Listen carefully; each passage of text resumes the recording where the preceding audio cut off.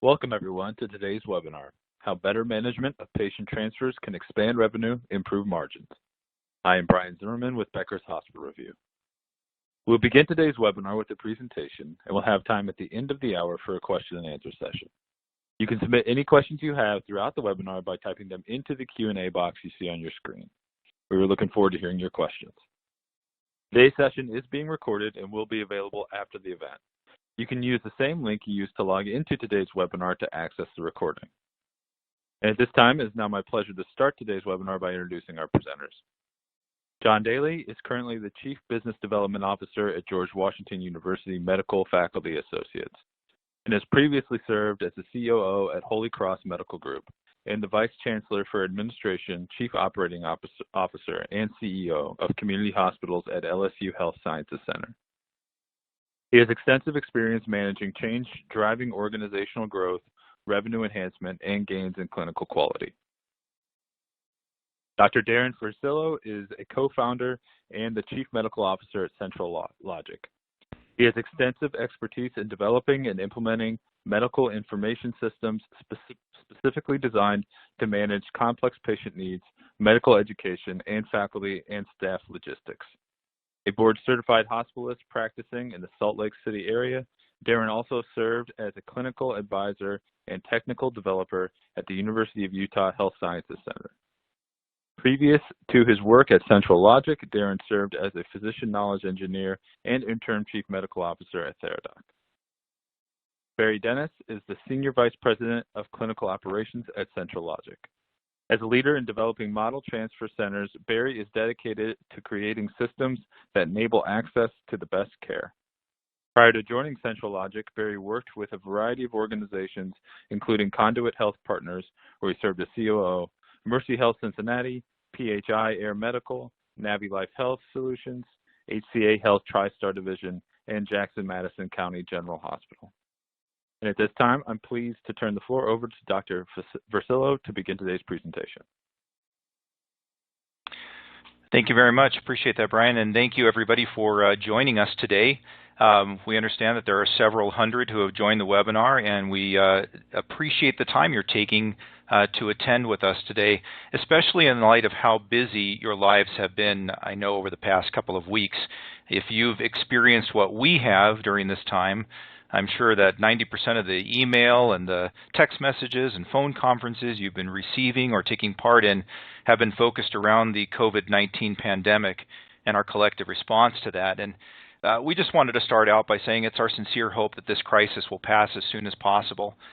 We realize that there have been a tremendous amount of adverse impact on people's lives in various forms.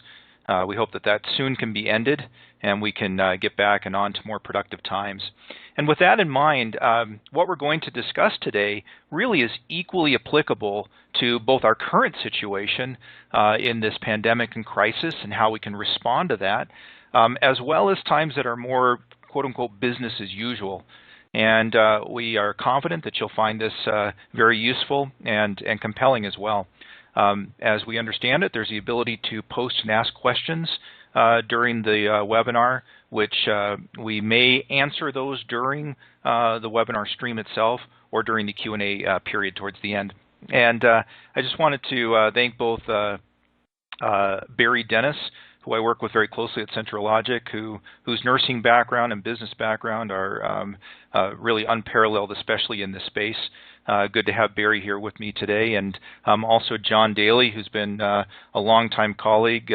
He's an attorney and a great business and clinical leader. We won't hold the attorney thing against him, but it's good to have both John and Barry with us today. So thank you, gentlemen. So today we are going to talk about access and transfer center strategies, and you may hear us use some of those terms interchangeably, but we're really focusing on the access center strategies and how they can maintain patients within your network, help you grow your business efforts within your hospital or healthcare network, how to grow revenue specifically, and this is an area that's very much enjoyed by those who have well-designed and well-run transfer centers, as well as being able to improve the margins that those revenues are associated with. And before we get started off here, I just wanted to make a little comparison. Recently, my wife and I were down in Mexico, and we were walking along the beach, and we came across this scene. Two large rocks that on them were stacked many smaller rocks, stacked up by people who came by for a variety of different reasons, whether they were just adding their own mark to the stack or creating their own stack. They came in various shapes and places and sizes, and whether people were trying to just make their mark or get the good karma and luck that comes along with apparently stacking rocks on top of each other, or just trying to balance one more on a stack that looked like it just couldn't take it anymore.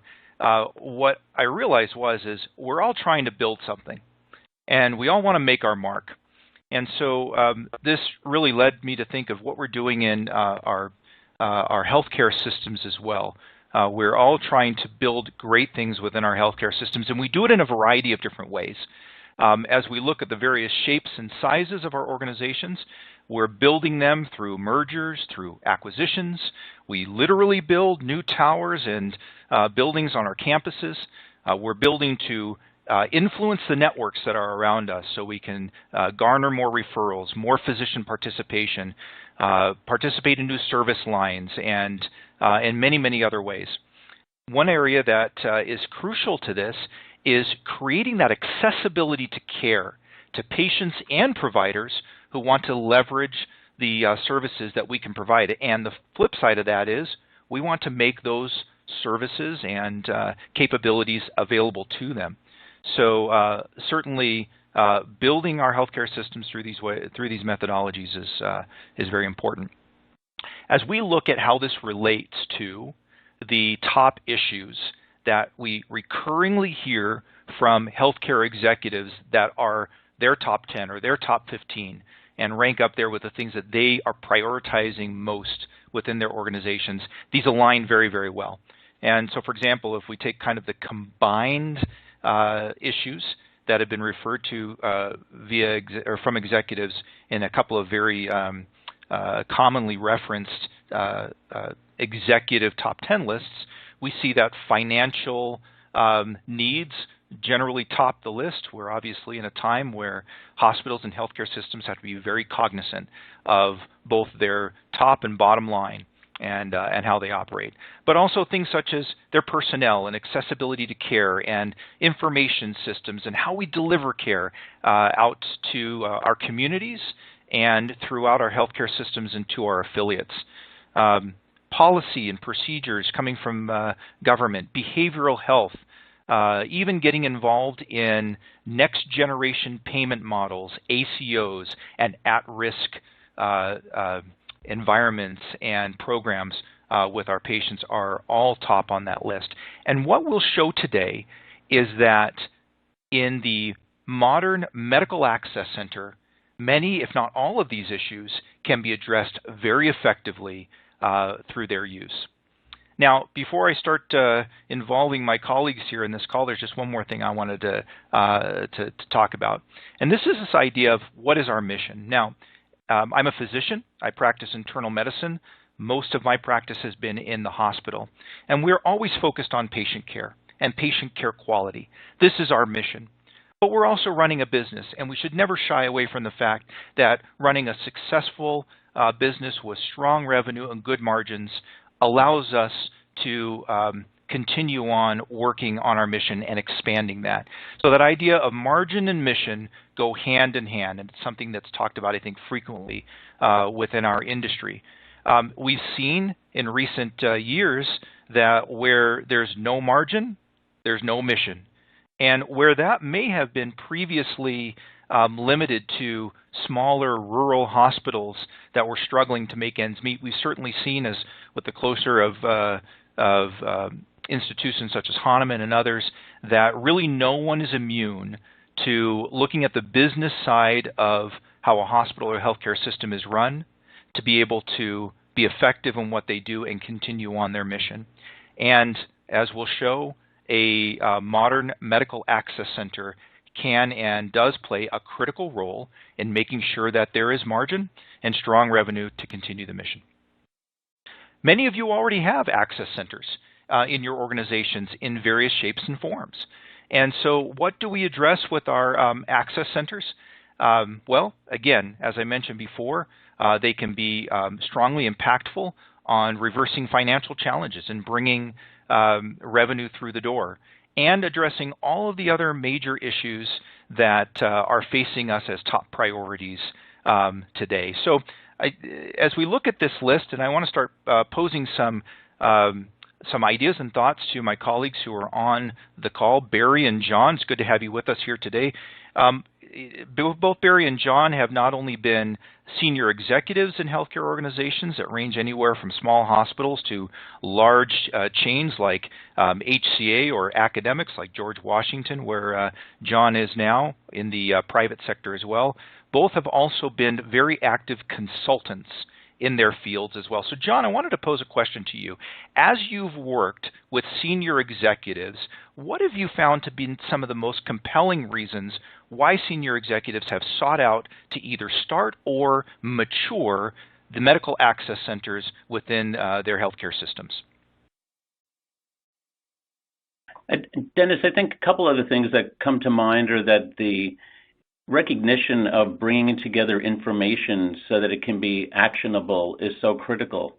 So we obviously have EMRs that do it, but we also need the capability of call centers, logistics resources to do the same thing, so that this way we can really engage in much more efficient clinical resource management, be it at a single hospital or within a network of hospitals. So that load balancing that we see in utilities of different types, that's only possible if we're sharing information and we're looking at the universe within a system or a particular community that we're serving. So the access center concept really allows us to see what's going on, try to be ahead of the curve, and to help facilitate inbound and outbound transfers and consults. Excellent. Thank you, John. I know, again, you've worked with a variety of organizations, New York Presbyterian, Maryland, and many others, in helping them set up, design, and get active their medical access centers. So certainly you've been able to see not only the vision of those senior executives, but also the vision realized and the long-term benefits from it as well. So access centers and transfer centers, to John's point, play a variety of roles. And Barry, I want to turn to you a little bit on this as well, because obviously you've not only run transfer centers, but set up numerous, both for the organizations that you've worked with, but also in a consultative and then even a third-party provision sort of way. As you've looked at the access center and the role that it's played over the years, from transfer to many other areas, tell me, what has been your experience as the transfer center has evolved now into an access center and started to encompass many other capabilities, processes, and value propositions as it's grown and evolved? Yeah, thanks, Darren. So yeah, as we all know, healthcare systems are extremely complex and oftentimes very difficult to navigate and access, both for patients and providers who need to obtain a definitive care delivery model for their patients and the patients themselves. And so as access centers have evolved over the years, what used to be pretty well standard transfer center models where you have inbound and outbound movement, we're finding now that access centers are truly becoming the true access point for all levels of care, not just inpatient care, but also the outpatient encounters that are needed, such as primary care visits and or outpatient testing or telemedicine, et cetera. So it's become an evolutionary journey for health systems who have built on the back of possibly a transfer center model initially, where they were really trying to drive service line access, is now becoming a global access model for most health systems. So Barry, you've really seen then both the inpatient side and the ambulatory side be addressed in with the value proposition of an access center then. Yeah, absolutely. Because, you know, as we've moved down the continuum from a fee-for-service type model into more of a at-risk model from a financial perspective, it becomes more and more important to not only for health systems to control the clinical outcomes of their patients, but also to kind of manage the cost.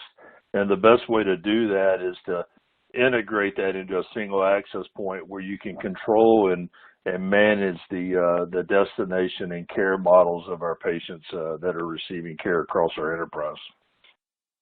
Absolutely, absolutely. And I think we've also seen that with kind of this evolution of transfer center being a couple of people sitting in a closet with a phone and a spreadsheet to a more formalized resource and organization with a call center and purpose-built technology and deeper links both technologically to other systems as well as the relationships that they've grown with physicians and nursing staff and transport, now to the modern medical access center, which some might even refer to as a command center, where we have brought together and dropped the silos between different operating business units within the healthcare system and greatly improved the impact on patient outcomes, speed to decisions, and the ability to capture business. So thank you, Barry. You know, today we're going to refer to 4 different areas with respect to this. And as we cover these, what we hope will be the result is as you come away from this webinar, whatever role you're in, whether you're a senior executive looking at the next strategy that you can employ to bring in more revenue, to improve margins, to create more systemness across your organization, that this will speak to you and allow you to, again, expand your vision and detail out a strategy to attack that. Whether you are currently employing or building or working in a medical access center or transfer center, that you'll be able to now see what some of the next steps might be to take the next evolutionary step in your journey as well. We'll also want to show how data and technology nowadays are creating visibility in an unparalleled way that we've never seen before, and the value that can be created for that. And then last but not least, again, given the current situation with the COVID-19 pandemic, we want to show a real-world example as to how a modern medical access center can be a key strategic element in addressing something that's really unforeseen, that comes down and lands on us as this has with the impact that we've seen with the current crisis, and how a well-run access center can help smooth transitions and improve patient care from there as well. So let's start with the whole basis of all of this is generating referrals, capturing transfers that are available to move in, and even retaining patients within our organization. Just a few numbers, and I certainly welcome Barry and John to comment on any of these as we go along as well. Transfer centers and access centers, and I'll refer to the access center side of things, are tremendously impactful. As we've worked with clients over the years, CentralLogic, for instance, we've worked with over 500 hospitals across the country over the years, and we've seen the issues that they've been dealing with and the impact that their access centers have had on improved business. For example, seeing that many emergency departments are leaking patients out to their competitors in droves where they should be coming into their hospital or a sister hospital within their network. Some organizations are suffering 70 to 80% leakage of patients for services that they actually provide within their organizations.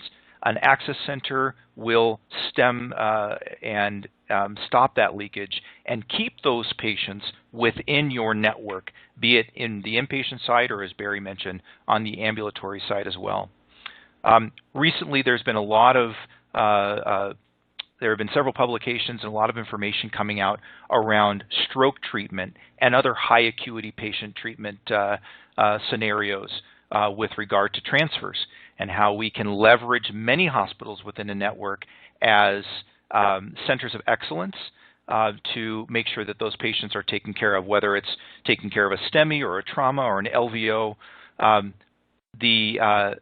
The impact or the upshot of this is seeing much faster treatment times from the time of diagnosis or recognition, where a patient might be sitting in an ER, to getting them to the definitive point of therapy.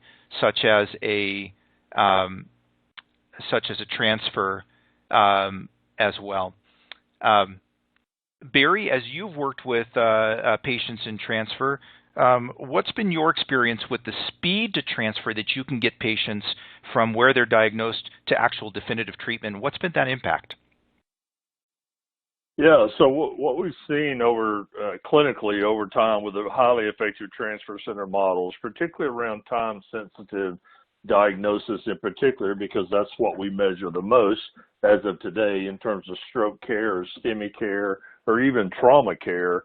What we're seeing in the access center models, when you develop out that model to the point that it really drives a rapid access and rapid acceptance of those patients, it delivers those patients to that definitive level of care at a much faster rate than a traditional transfer model or traditional EMS model, even in some cases. And as a result of that, we're starting to see some pretty positive momentum on clinical outcomes, particularly around those three populations. Now, what I would say is that same philosophy and concept then can be taken to all levels of diagnosis and service line treatment, such as sepsis care and other things that we're starting to see evolve into this space because of the rapid access to care. Excellent. Excellent. And that, again, is our goal. Again, the mission, get the best patient care we possibly can, so everything we can do to speed up the process.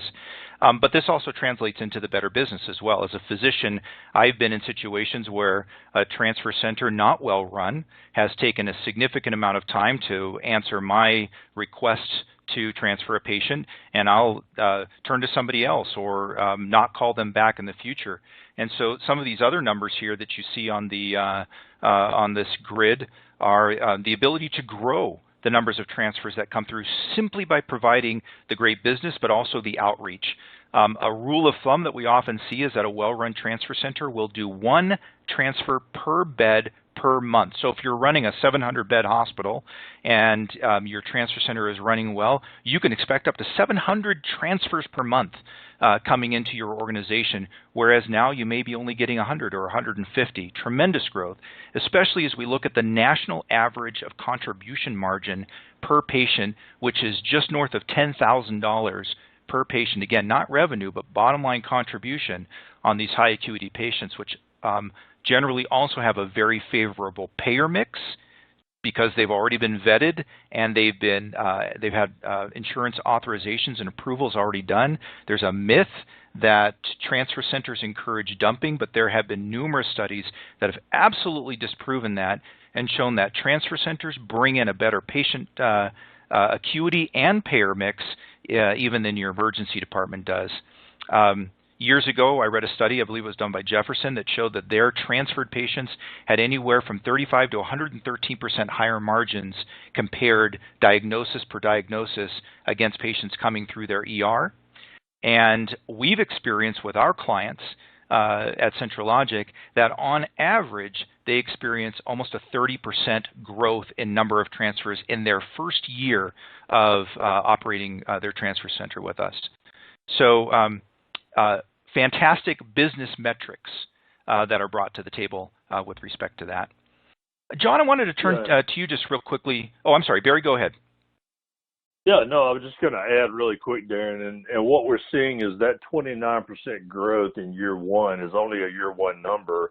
Health systems that stay focused on that strategy, we're seeing incremental growth year over year of anywhere between 6 to 12% on top of year one. So it's a phenomenal business model. Absolutely. Couldn't agree with you more. John, I wanted to turn to you real quickly on this. As we've looked at how medical access centers bring business into the healthcare system, but also operate on a business level with many of the different initiatives, such as not only bringing patients in, but negotiating a transfer back to where they've come from to free up space and capability for more transfers in the future, or addressing network initiatives of interfacility transfers within the network, or addressing at-risk patient populations. What has been your experience then with the the medical access center being a key point in the strategy that an executive or executive suite form around being able to manage their patient populations?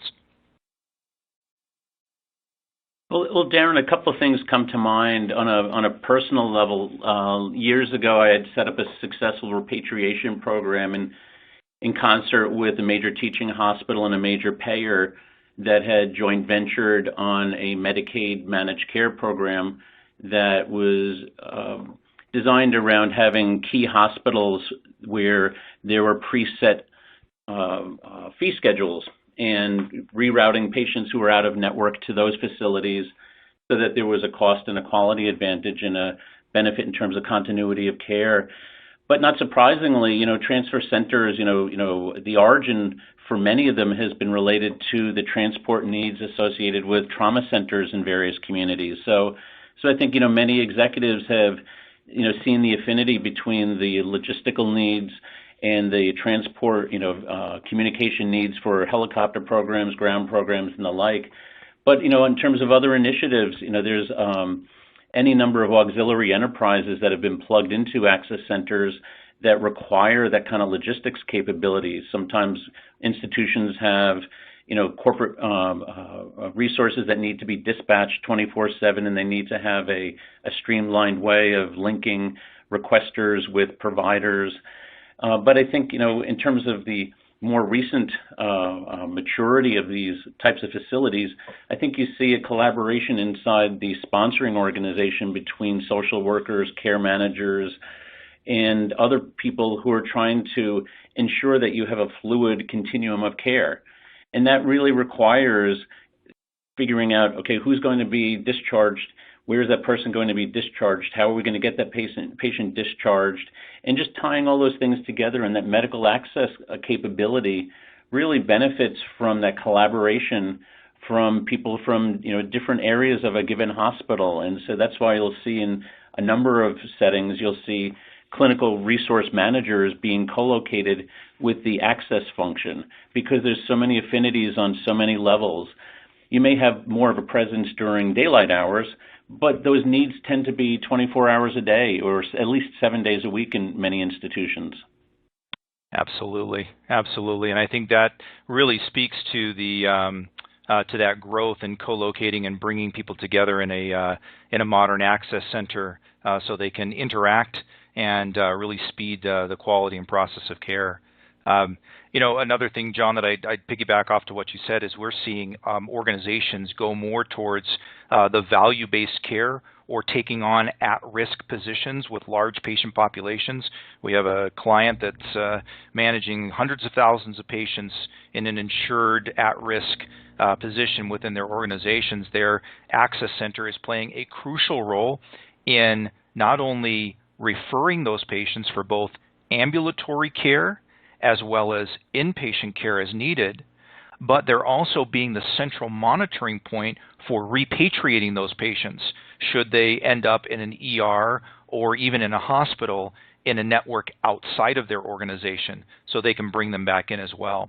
So a key component to managing your at-risk populations as well. And actually, this is a question that's already been posed by the audience with regard to the value that has been attributed to patients. We commissioned a study that was done by the University of Utah, their master's program, who over a course of a year looked at all 50 states and the value that a single transferred patient brought into a particular organization, and also broke that out by certain service lines. And this national average of $10,800 per patient is very much based in solid research. And we see that it varies from state to state, California, New York being on the high end, some being less than that. But I think the key takeaway here is that we can project what the value of a particular patient transferred coming in is, and compare that against what we're seeing as revenue generated and contribution margin in patients in other areas, and understand ahead of time what the return on investment will be of our transfer center and access center efforts. As we look at what will truly make the difference here, whether you're currently running a transfer center or access center, or you're looking to establish one or expanding it, there are a variety of particular areas that we can look at to make sure that we're firing on all cylinders, and we have the best operation we can. And the reason why I bring this up is because we're often asked, what is it exactly that makes a medical access center successful? What will ensure that it grows and that the quality of care is maximized? And there are some key component areas. This is not just technology. This is not just a call center or a phone number or a vanity line that we're setting up and allowing or expecting the rest to just kind of auto-magically take care of itself. There are a variety of key best practices that have been employed across the nation to make sure that an access center is run well and is successful. And I just want to mention a few of them here, and can certainly ask Barry and John to comment on their experience, especially as consultants. One is provider engagement.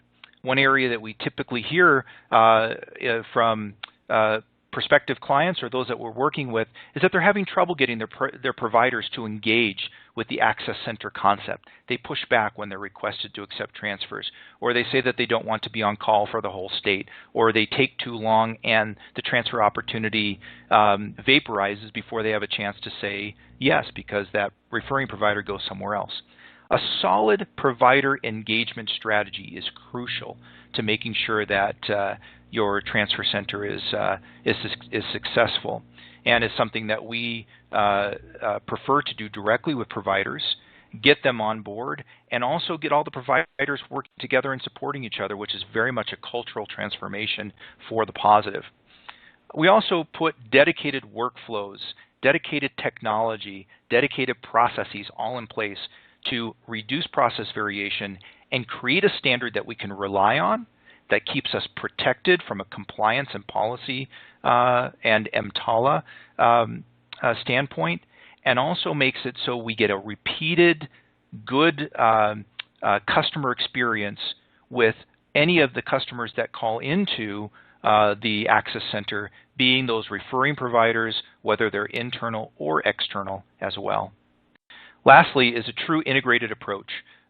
We look at this as being not only a personnel integration, but a service integration and a technology integration as well, so that we can leverage all of the resources across our organization without exception.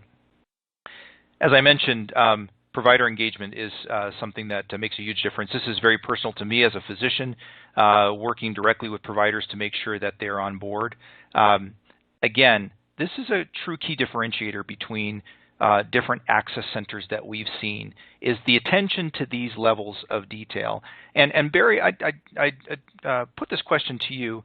As you've seen as you've weighed the difference between access centers that are on the more unsuccessful side, perhaps have just set up a call number, are doing things on paper, or maybe just admitting people as they come along into the EHR, versus those who've been much more sophisticated and set up an operation where they are dedicating the right personnel, taking an integrated and oftentimes executive-driven approach.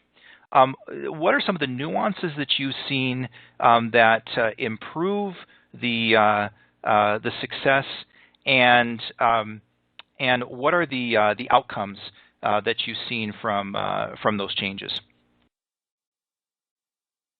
Yeah, I think first and foremost, I think a successful access center model is it's a top-down type of initiative that has a very well-defined strategic vision defined by the executive team of the organization that's sponsoring it. The ones that do that and engage the technology and the expertise to take that organization through a transformational change because that's what it is. I mean, it's changing a culture both within the organization as well as from providers and how they access care and how consumers access care in a community. Is taking that organization through a change continuum that truly transforms them into a successful model. And I think the other part that I'll point out here is sometimes health systems feel like, well, I can build an access center and I'm good, right? But it's really not that way. It's not a flip a switch and you're successful. It is a journey, and it's a transformational journey over time that continues the success model that you want to sustain. You know, Barry, just along those. Oh, I'm sorry, John. Go ahead. Oh, yeah, I'm sorry, Darren. I was just going to piggyback on what Barry was offering.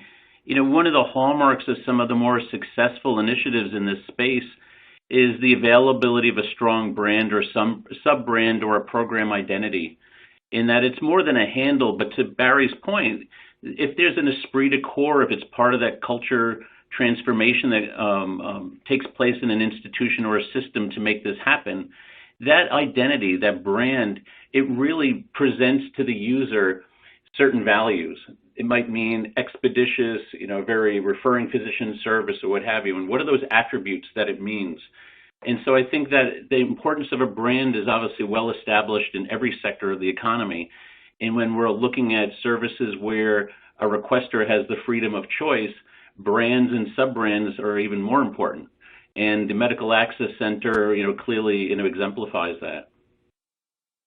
Couldn't agree with you more, and I appreciate the fact that you mentioned that, John. We have seen, I think, in numerous situations where not only has the brand attracted the business that the executives want to bring in and are looking to bring in with this initiative, but it's also allowed them to spread that brand across their healthcare environment.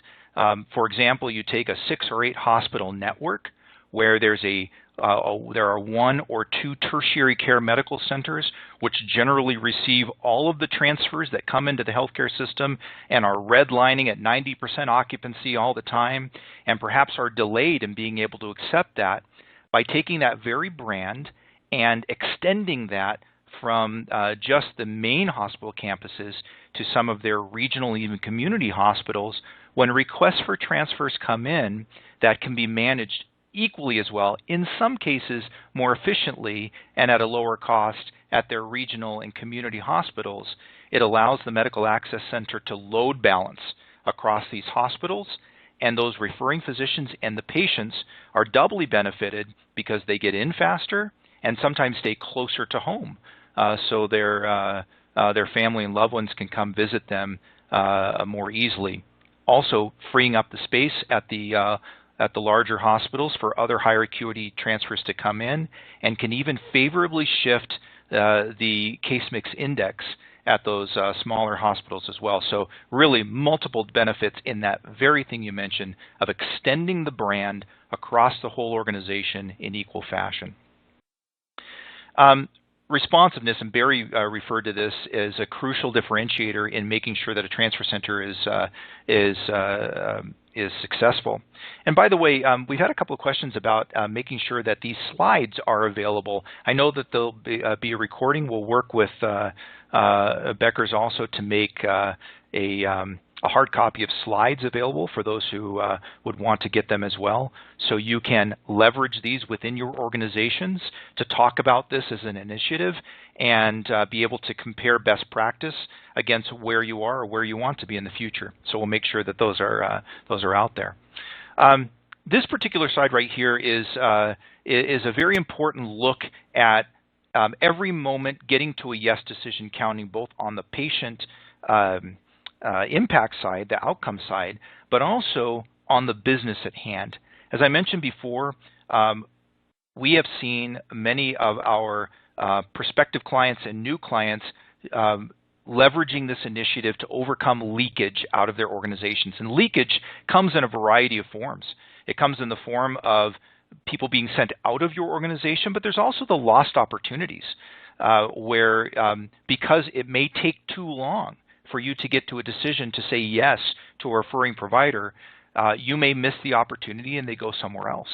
Now, we have seen this ability to get to a yes decision range to as little as 5 to 6 minutes on average in well-run organizations. I'm going to call out one of our clients, Carle Foundation, who has a superb ability to get to a yes decision quickly, and how they engage their physicians and look at metrics and incentivize the great behaviors of calling back quickly.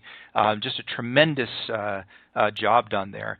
To some of the access centers that we see that are having trouble and sometimes taking as long as 3 or 4 hours or longer to get to a yes decision. You can imagine how often they lose opportunities, some in the hundreds of patients per month. We've even seen that there are particular cutoffs, 15, 30, 60 minutes, that at those particular markers you'll see a regular percentage loss of opportunities that are called in. And again, if you look at these patients as being $10,800 in profit per patient coming through the door, losing 100 patients a month is devastating to a bottom line, or at least to an opportunity cost as we look at that. So responsiveness is a crucial differentiator. It's partially the providers, partially our ability to view and manage capacity, partially our ability to communicate amongst the units that are involved with the actual transfer and admit itself, such as transport, so on and so forth.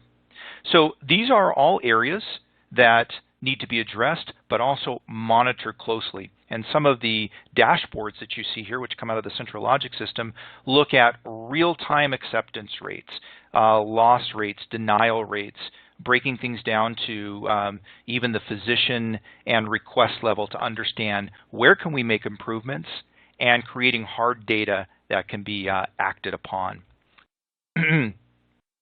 Just so we have a look at how this is operated, how it's executed on in a medical access center. The ability to have a well-run access center is also very much dependent on the platform that your nurses, and again, best practice being nurses working in the transfer center to guide this transfer process. Anything from being able to have purpose-built transfer screens that can manage the different types of transfers top to bottom, having direct access to which physicians are available and on call and ready to take patients at a moment notice and track their responses and response times. Being able to have multiple people parallel process and work together on a transfer to minimize, again, the amount of time that is taken to get to a yes decision and get that patient to definitive care. And then especially in multi-hospital systems, being able to visualize also where you're going to put those patients in capacity. And at CentralLogic, one of the things that we do is we bring all of this together and make it a very successful and streamlined process for that as well. Last but not least is the data, and we're going to touch upon this a little bit more in another section here in just a couple of minutes. But the data that's viewed is crucially important, and being able to have everybody on the same page with respect to the analytics, that it's real-time and accessible and visible at all times. And so we don't have equivocation as to what's an acceptance or what's a denial or what's a deferral or what's a consult. Being able to put standard business practices around this, such as what you see here is called a REAL report, which stands for Retention, Enablement, Acquisition, and Leakage, and is a standard language that we use to describe transfer center activity. Now, Barry, in your work with both running transfer centers internal to healthcare organizations, but also providing them in a third-party environment, how have you seen executives respond to the data that's been provided in these best-case scenarios? Yeah, so as you know, Darren, my comment is always, look, once we get the access center lifted and get it operationalized, it now becomes a strategic playbook, if you will, for executives to kind of manage their strategy moving forward.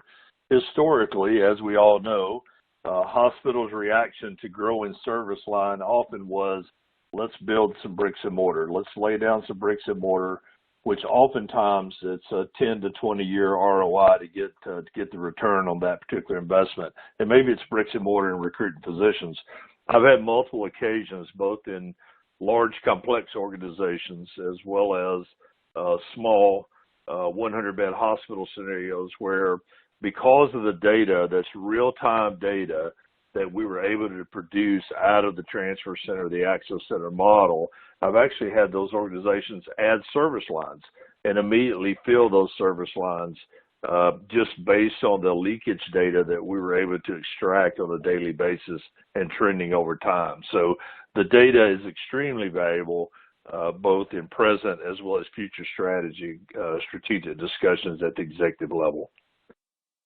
Absolutely. And as you look at the numbers too, if stemming leakage or bringing more business through the door results in, in several million, $3 million, $5 million dollars per month in additional contribution margin, this is just, tremendously impactful, and the ROI ranges in the 15 to 20 to 1 range, provable by those very numbers. So great point, Barry. I want to move on real quickly. I'm sorry. Please. Yeah. Yes. Go ahead. Yes, I'm sorry. If I could also add, one of the other things I've seen very consistently with executives is, if they're trying to build a cardiovascular program, for instance, let's use that as an example, the data is able to show them exactly where are they drawing cardiac volume from and where are they not drawing it from.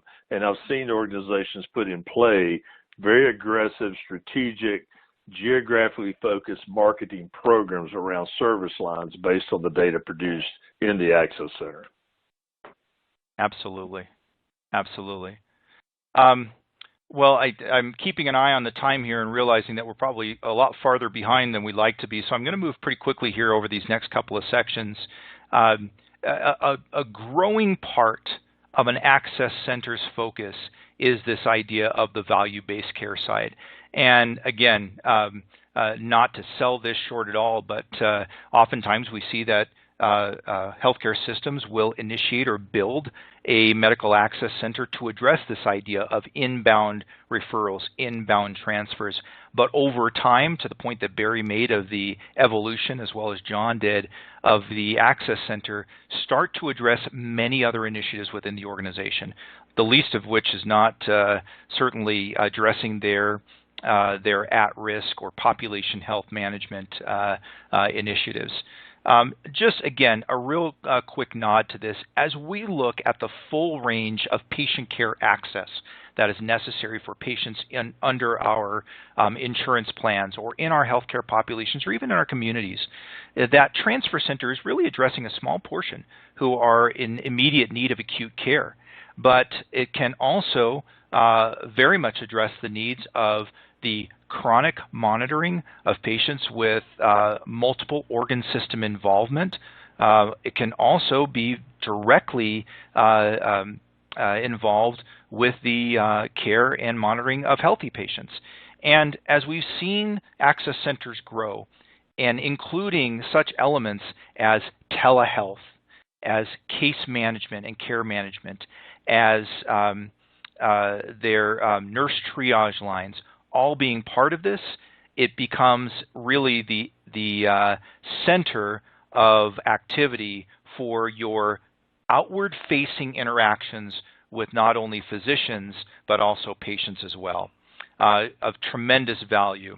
And so I'll touch on that at that high level for the sake of time, and also add that as we look at how the hospital interacts with these patients and their providers, there's the added benefit of this connecting primary care providers and the subspecialists that they refer to more tightly with the hospital. I know this is an area that a lot of executives at hospitals are looking at. For my affiliate physicians, especially primary care doctors, how apt are they to refer patients that need procedures, that need things done? How apt are they to refer those patients to physicians and specialists that are highly affiliated with my hospital, as opposed to, without thinking, possibly refer those patients out of network? That keeps the patients repatriated into my network, so my costs are lower in a value-based at-risk model. But it also brings those patients through the door who we want to provide those patients in a provide those services in a fee-for-service model. So again, a key aspect of this. Moving on quickly to visibility and transparency. We've talked about the value of data, and having a medical access center produces an absolute wealth of data for real-time viewing, for data mining and review, and also for trending analysis as well. So just some quick metrics that are looked at: response times, referral volumes, geographic location of referrals, the providers and service lines that are being leveraged at certain times of day, and the time slices that go with that. Being able to see that data without having to go through weeks or even months of data culling through paper-based records or spreadsheets that might have been created to help a transfer center or an access center run at its start, or even looking at your EHR data, which oftentimes is in free text, and not being able to see that data in a very structured way. Having that data is crucial and needs to be paid attention to in very specific ways, like we do in a purpose-built system. Just real quickly to show what some of this data brings to the table is the ability, as I mentioned before, to have clear visibility as to the hospitals and geographic areas that are referring those patients and who's assisting with their care. Additionally, it allows us to look at the processes that we're using and where delays and bottlenecks are. So again, just a quick view of that data. All of this data is available and valuable because the data that was put into it to begin with was done in a very crisp and data discrete or field defined format with a platform designed to capture that data. This is one of the questions that we oftentimes hear. What is the difference between using my EHR to manage my medical access center versus a purpose-built platform to manage my medical access center? Barry, I'd pose that question to you. Maybe if you can take just 30 seconds to comment on it. What have you seen as the difference, having done both, in the effectiveness of using your EHR versus a purpose-built platform? Yeah, so the EHR as we know them today they're designed for fee for service type encounters. So they're by design they're designed to capture information relative for patient billing. The purpose in this, they have limitations on how to capture that transfer information and report it back out on the analytics side. The purpose-built platform allows it to sit agnostic and absorb and consume data from the EHR as well as other sources into a single platform that truly provides a very detailed, transparent look at strategic value of what's going on in the market globally. Excellent. Thank you, Barry. This having that data and having it in that form not only allows us to get strategic with that information in the format necessary to make decisions about it, but it also allows us to grow to that kind of next level of the real-time visibility in a real kind of mission control environment like we see in the modern medical access center, where coordinated groups of people working together all function off of live data, co-locate, and share that capability in real time. It also creates an environment where executives and other leaders can come through and directly participate in the real-time visibility of the organization itself. And it's that ability to create real-time visibility, to have the configurability of the system, that I want to just talk briefly about how we've seen a variety of medical access centers, a variety of our clients responding to this COVID-19 crisis with their access centers for the betterment of their organizations and their patients, to create not only real-time visibility but real-time response as well. Obviously, this pandemic hit us fast. It's hit us hard throughout the entire world. It's still ramping up, so there are still many, many weeks, if not months, left for us to deal with this this situation. And we've seen that hospitals and healthcare systems are ratcheting down access to their hospitals, screening patients, as well as visitors as well. And in the transfer environment, being able to respond to these needs is equally as important. And so the Medical Access Center takes a role of assuring that any patient that's going to be transferred is screened under those same stringent requirements that a patient presenting in the emergency department or an outpatient surgery area would. It allows the Access Center to address these differentiated needs of being admitted versus screened versus triaged and treated at home, and then manage those patients through the process. So just real quickly to see how this is done, within the Access Center platform, having a standardized way of screening patients through questions to their referring providers and making sure that all are adhering to the same standard is built directly into the product and then modified as CDC or state guidelines change as well. As that data is captured, the actual system itself is able to present that to the transport team, to the receiving nurses, and to others, so they stay safe as well, and allows the Access Center to direct those patients to the safest and most reasonable treatment endpoint possible. As you can see, having these questions right up front will assure that not only are they viewed, but that they are taken care of and then leveraged directly within the product. One area that we've seen as well is the Access Centers being used not only for provider interactions and referrals, but direct patient call-in activity as well.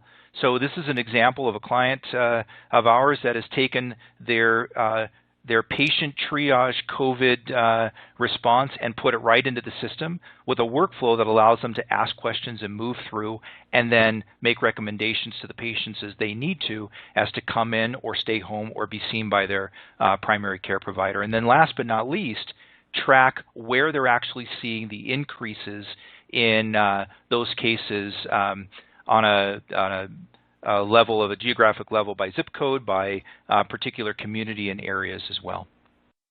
So just in recap, and I know we're really kind of towards the end of our time now, the 4 areas that we focused on today with regard to access centers have been building referrals and transfers and decreasing leakage.